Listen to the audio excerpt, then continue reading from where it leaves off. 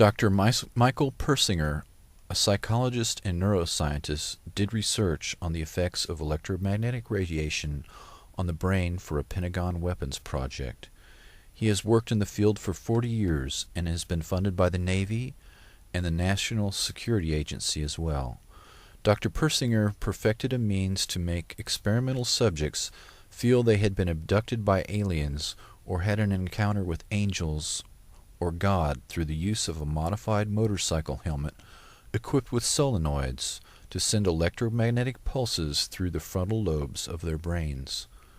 Quote, "Human experience of God can be generated by a process that has nothing to do with whether God exists or not."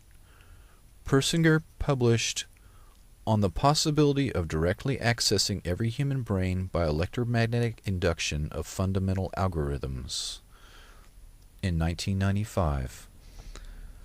Quote, "A process which is coupled to the narrow band of brain temperature could allow all normal human brains to be affected by a subharmonic whose frequency range at 10 Hz would only vary by 0.1 Hz. Random variations of noises within the matrices could potentially differentiate between individual brains. In other words, individuals could be identified by the specific characteristics of their brain outputs.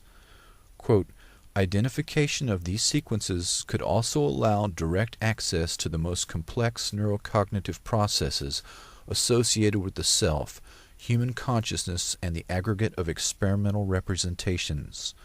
In other words, episodic memory. These define the individual within the brain." Unquote.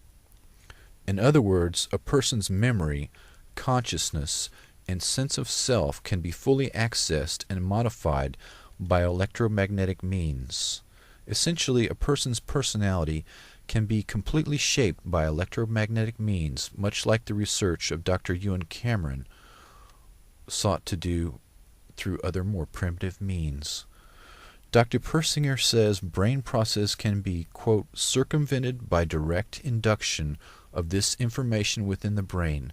The basic premise is that synthetic duplication of the neural electrical correlates generated by sensors to an actual stimulus should produce identical experiences within the presence of that stimulus." Unquote.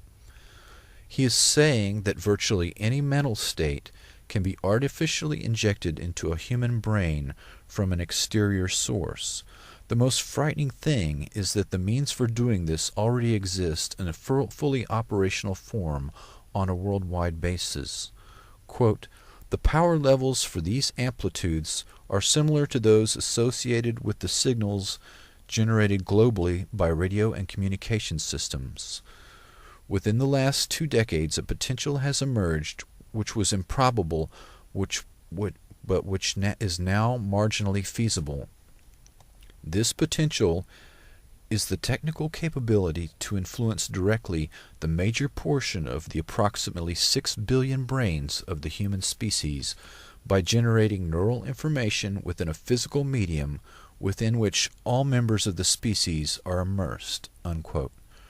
Persinger's message, minus the jargon, is that the entire human race can be mind-controlled through the use of television and radio networks.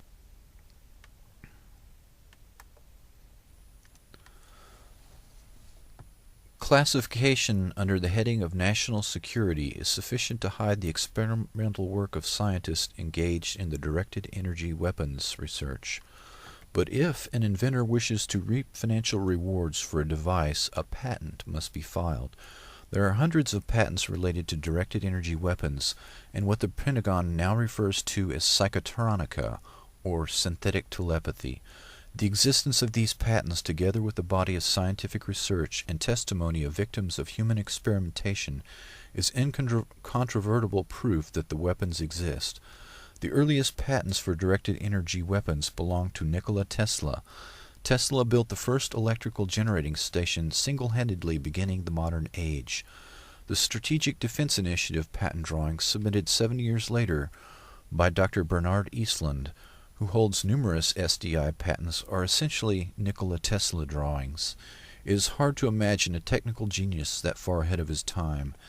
J.P. Morgan was the primary investor in Tesla, eventually cutting off funding and confiscating the rights to many of the devices and patents, while Tesla died in poverty and obscurity. Patent number 3951134, held by Robert G. Malik, patented in 1976. Quote, an apparatus and method for remotely monitoring and altering brain waves.